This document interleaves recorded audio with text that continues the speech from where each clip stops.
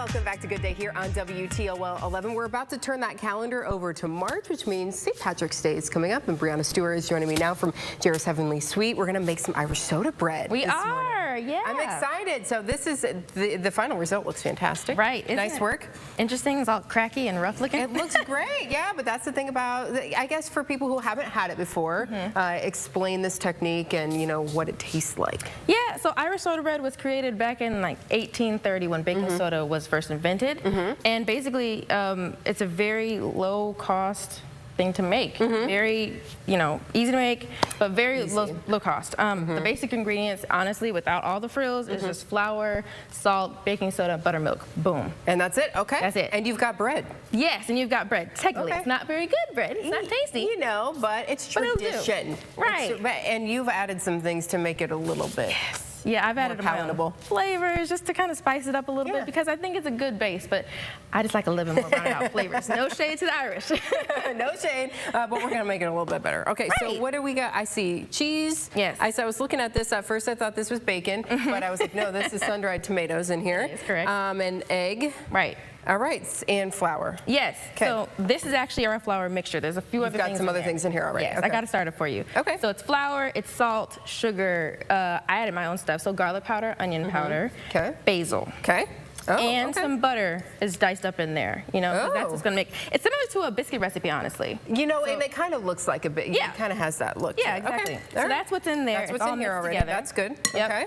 Then we're gonna move on to our wet mixture, which is gonna kind of pull it all together. So, as you said, this is some buttermilk and sun-dried tomatoes. Okay. I've had the sun-dried tomatoes sitting in there so they can start to seep out all that flavor and kind of get dispersed in the buttermilk. Very good. Okay. So I'm gonna take the baking soda, which is right next to it.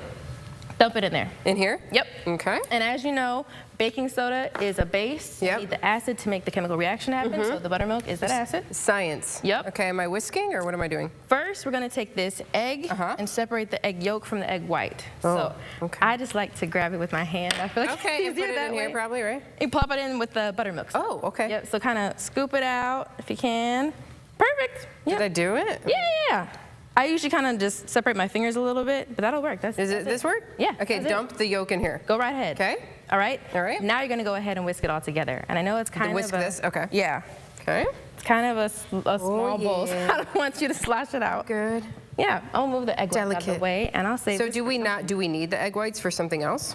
No. No? Okay. Nope. You just use the egg yolk. Just the yolk part. Just the yolk. And I think when I made this one, I accidentally put in the whole egg, so, whatever. It's whatever. Life happens. Perfect. Okay. So I'm gonna make a little well in the center of the flour mixture for you because whenever I mix in liquids into flour, I like to do this. Okay. It'll allow you to slowly mix in. Oh, it's doing something. Oh, it is. That's the chemical reaction happening. That's the acid in the base. Yes. So go ahead and pour it in here. Ooh. Right in the center. See, I told you you're gonna need those gloves. Yeah. I did need the gloves. It's getting messy today. Yeah. All right. That's good though. So I'm gonna start stirring. Yeah. Okay. I'm gonna start stirring it up. And basically, you're going to slowly incorporate. Are you like folding it, or what are you doing here? I'm just stirring it, really. Okay. And you use a fork because the fork is a very low manipulation tool to use. Okay. So you don't want to use a hand mixer. No. And because this is not a yeast dough, you don't want to make it very active. Okay. With yeast doughs, you don't want any more science happening. Right. Okay. Warmth and moisture is what activates yeast and activates the gluten in yeast mixtures, but this is not a yeast dough. And so with this, the more you handle it, the more dense and dry it'll become after a while. And we actually want it to be dense and dry, huh? Kind of, a little bit. But you don't want it to be hard because it'll also get hard when you bake it, and that's not what you're looking for. So I've mixed it together until it's mostly all incorporated, which is very good. Keep those gloves on. I'm going to do again. Take the cheese over there. This is, again, me taking personal liberty with this recipe and throwing in cheese because... cheese makes it better. Cheese is delicious. Okay, so go ahead and dump it in. This is about a cup of some white, sharp cheddar cheese. Yum. And I just like the way it tasted in there, I really just put it together. Okay, so now you can take those gloved hands once again. Get in there. Yes. Kind of fold it in. And mix it together. You're also mixing in the rest of that flour that's in there because you see it's still kind of crumbly and dry. Yep. It's okay that it's going to look like that. You just want it to be able to hold together as one big mixture in the end. That's good.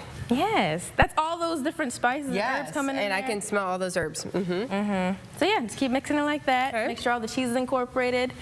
And then you're going to try to start kind of folding it or molding it into a circular disc shape.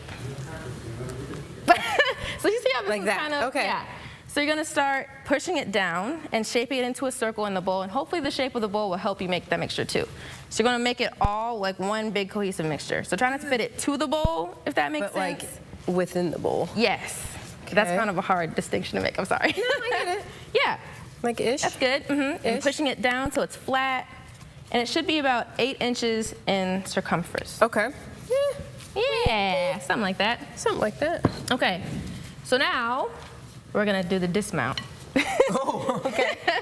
So let's take this. It goes on that. This is a baking sheet. You can put parchment paper on it if you'd like to. When I baked this one, I didn't. It came off just fine, so you don't have to if you don't have it. Okay, the dismount. Am I like literally like tossing it on there? Like you can just pick it up. You should be able to just pick it up. It should hold together enough. Should hold together being the main phrase. I don't know. Is it working? I mean, ish. Yeah. We can always just shape it together on the baking sheet too, so don't worry about if it breaks apart. Yeah, you got it. Stuff. You know me, when I make biscuits, like this sort of thing happens. Let's pull it closer so it's easier for you. There you go. Here we go. So keep pushing down, keep making a circle, making sure that's one big, like, mass. Okay. Okay, that's pretty good. It's pretty good. Yeah, I think about 8 inches, right? I don't know. I'm not very good at estimating measurements at all. It's gonna be good. We'll go with that. It's gonna be good. Yes. Yeah, that looks like 8 inches. So at this point, you could brush it with some heavy whipping cream. Oh. Or you could do an egg wash, which is just egg. Well, you with have a little bit of. You have your egg white there, no? You know I do, but I don't have water, which is the other ingredient to the egg wash. So you could whisk that together and brush it on top, which will make it sort of brown. It'll make it sort of shiny a little bit and make it golden and pretty. But again, you don't have to. The original Irish did not do that because they didn't have eggs to spare. And certainly we don't have eggs to spare in this day and age. Right. With as expensive Eggs as are they very expensive. Yes. I know, I felt bad about wasting that part of it. It's okay. I'll probably make waffles with this, so don't worry about it. So then okay, good. So then how long do we bake this? Well, first before we bake it, grab that paring knife over there. And you're gonna cut across right here and right there. This is just like all the way through? Like a ½ inch deep. I'm sorry, not all the way through. That'll just cut the bread in half. Cut the bread in half. But this will just make it so that when it bakes and starts to puff up a little bit, it'll crack in the top and make a really pretty look. It just looks better. Yeah, it just looks cool. Okay. I kind of wanted to do different designs, but I'm not very artistic, so I don't get crazy. Neither am I.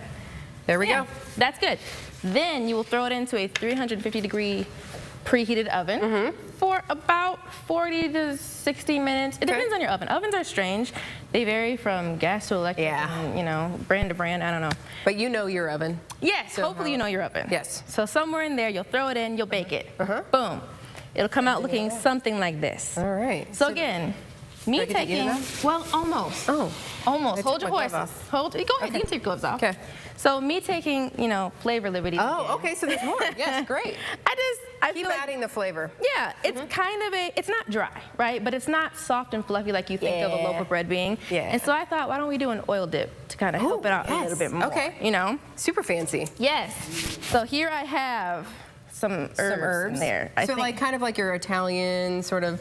It's a lot. It's oregano, basil, salt, pepper, garlic powder, onion powder, thyme, lots of things. Lots of stuff. Okay. Yes. Cool. So we're gonna take 1 teaspoon of the herbs, and I'm gonna put it on this plate just because I think that's what they do in the restaurants. They do. More of a flat surface. When you go to like Carrabba's, right? Yes. Perfect. Okay. So do that, and then you can measure out 2 tablespoons of olive oil. Okay.